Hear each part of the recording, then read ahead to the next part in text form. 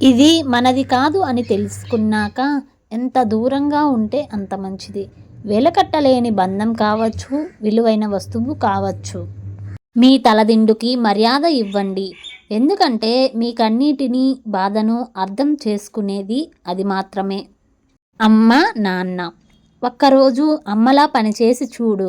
సాయంకాలానికి ఇంటి పనితో నడుము పట్టేయకపోతే ఒట్టు. ఒక్కరోజు నాన్నలా బ్రతికి చూడు. బాధ్యతలతో భుజాలు కృంగిపోకపోతే నన్నడుగు. నిన్ను పెంచడానికి తల్లిదండ్రులు పడ్డ కష్టాన్ని ఎన్నడూ తేలిక చెయ్యకు. నడుములు వంగి భుజాలు కృంగి వారికి తట్టుకునే శక్తి ఉండదు. ఒక్క అబద్ధం చెప్పి 1000 మంది ప్రశంసలు పొందే కంటే ఒక్క నిజం చెప్పి 100 మంది విమర్శలు పొందటం మేలు. నిజం నిలకడ మీద తెలిస్తే విమర్శించిన వారే ప్రశంసిస్తారు. కానీ అబద్ధం ఆడామని తెలిస్తే అందరూ తనను దూరం పెట్టడం మాత్రం నిజం. జీవితంలో తృప్తి ఉంటే జీవితం రెండూ బాగుంటాయి. జీవితంలో అసంతృప్తి ఉంటే జీతం బాగున్నా జీవితం సున్నా. బాధ్యత తెలియని వారికి పనులు అప్పగించకు.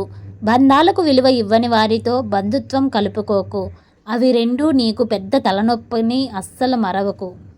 మంచి పుస్తకం, మంచి వ్యక్తి అంత తొందరగా అర్థం కారు, లోతుగా చదవాల్సిందే. ఏదైనా గొప్పది సాధించాలనుకున్నప్పుడు శ్రమించే స్వభావం, విమర్శలను భరించే సహనం ఉండాలి.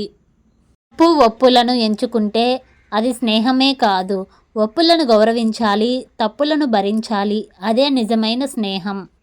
నిజాలు మాట్లాడేవాడు నీచుడు, అబద్ధాలు చెప్పేవాడు ఆప్తుడు. సహాయం చేసేవాడు సన్నాసి, నటించేవాడు నారాయణుడు. మోసాలు చేసేవాడు దేవుడు. కానీ నిజాయితీగా ఉండేవాడు ఎప్పుడు ఒంటరివాడే. జీవితం ఏ ఒక్కటి మనకు నేర్పదు. మనకు ఎదురయ్యే మనుషులు, వాళ్ళ ప్రవర్తన, వీటి నుండే మనం నేర్చుకోవాలి. 1000 యుద్ధాలు గెలవడం కంటే నిన్ను నువ్వు గెలవడం, నీ గురించి నువ్వు తెలుసుకోవడం ఎంతో అవసరం. నిన్ను నువ్వు గెలిస్తే నీ నుంచి నీ గెలుపును ఎవరూ దూరం చేయలేరు. విద్య నీడ లాంటిది. దాన్ని మన నుంచి ఎవరూ వేరు చేయలేరు. కష్టాలు వస్తూ ఉంటాయి, కానీ నమ్మకాన్ని కోల్పోకూడదు. మాటలు మారుతూ ఉంటాయి, కానీ ఇచ్చిన మాట మరవకూడదు. ప్రపంచంలో అన్నింటికంటే అందమైనది ఏది అంటే అది కేవలం ఈ ప్రకృతి మాత్రమే. అలాగే అన్నిటికంటే భయానకంగా కనిపించే కోపం కూడా ఒక్క ప్రకృతికే సాధ్యం. ప్రకృతిని ఆస్వాదించండి, ప్రేమించండి. జీవితంలో మంచి రోజులు చూడాలంటే కొన్ని చెడ్డ రోజులను తప్పక దాటాలి. ఈ రోజుల్లో మంచి చెడు ఆలోచించే వారెక్కడ ఉన్నారు? ఎవరి సిద్ధాంతాలు వారివి, కాదంటే రాద్ధాంతాలు. జీవితం అంటే ఏమిటి అని ఎవరైనా అడిగారంటే వారికి జీవితం కొట్టే దెబ్బ ఇప్పటి వరకు తగలలేదని అర్థం. నీవు మాత్రమే నిర్వర్తించాల్సిన బాధ్యత విషయంలో నిర్లక్ష్యంగా ఉండకు. అందుకు ఎవరి సహాయం అవసరం ఉండదని గమనించు. మనం ఏ దీపం అయితే ఆరిపోకూడదని మన చేతులు అడ్డుపెట్టి రక్షిస్తామో నిజానికి అదే దీపం ఒక్కోసారి మన చేతుల్ని కాలుస్తుంది.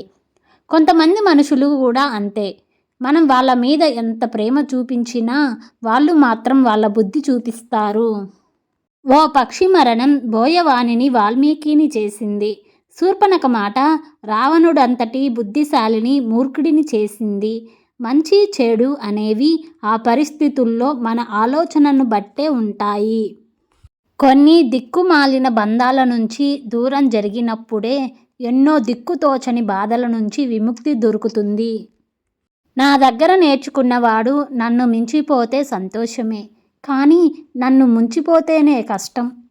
మనం పడేసింది తింటుంది కాబట్టే కుక్కను చులకనగా చూస్తాము. అదే సింహం అయితే భయం. ఎందుకో తెలుసా? కష్టపడి సొంతంగా వేటాడి తింటుంది కాబట్టి.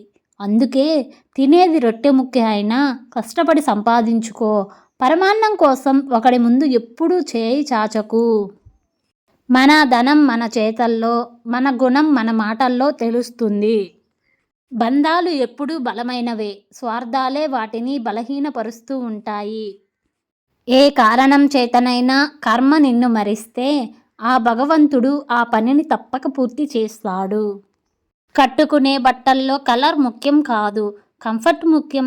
ఆ కనిపించే ముఖాల్లో కలర్ ముఖ్యం కాదు, క్యారెక్టర్ ముఖ్యం. అవసరమైన దానికంటే ఎక్కువ విషయాలు మనిషికి అక్కర్లేదు.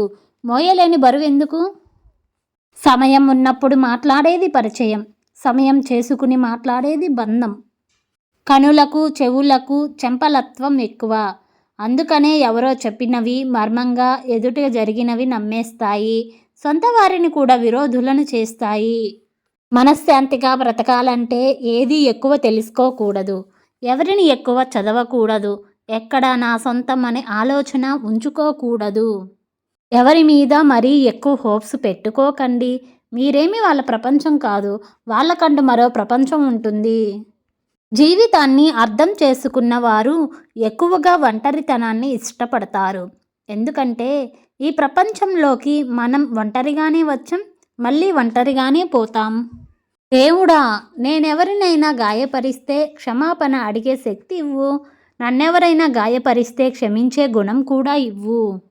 మంచి మనసుతో చేసిన సహాయం, మంచి వారితో చేసిన స్నేహం ఎప్పటికీ వృధా కాదు. శరీరం చూసి ఇష్టపడే ప్రేమ అవసరం తీరే వరకే ఉంటుంది. కానీ మనసుని చూసి పుట్టే ప్రేమ మరణం వరకు ఉంటుంది. అందరూ నా వాళ్ళు అనుకుంటాం, కానీ రోజు రోజుకి తెలుస్తుంది ఎవరు ఎలాంటి వారు అని. ఈ రోజుల్లో ఎవరి స్వార్థం వారిది. ఎంత ఉందో కాదు, ఎంత ఆనందిస్తామో, ఎంత సంతోషం అన్నదే. మనం ఒకరికి నచ్చాలని రూల్ లేదు, నచ్చకపోయినా నష్టం లేదు. మరెవరి కోసమో మన వ్యక్తిత్వాన్ని చంపుకొని బ్రతకాల్సిన అవసరం అస్సలు లేదు. నీ స్నేహితుడు కుబేరుడైతే సహాయం ఆశించకు, నీ మనసు తెలుసుకునే అవకాశం ఇవ్వు. నీ మిత్రుడు కుచేలుడైతే మనసు తెలుసుకుని సహాయం చేయి. అడగలేదని ఆగిపోకు, మనసెరిగిన వాడే మంచి మిత్రుడు. కోల్పోయింది ఎప్పుడూ తిరిగి దొరకదు, దొరికినా అది గతంలా ఉండదు, అది వస్తువు అయినా మనిషి అయినా. ఇష్టపడిన జీవితాన్ని సొంతం చేసుకోవాలంటే కొంచెం కష్టపడాల్సి ఉంటుంది. ఎదురు చూస్తూ ఉంటే ఏదైనా చేజారిపోయే అవకాశం ఉంటుంది.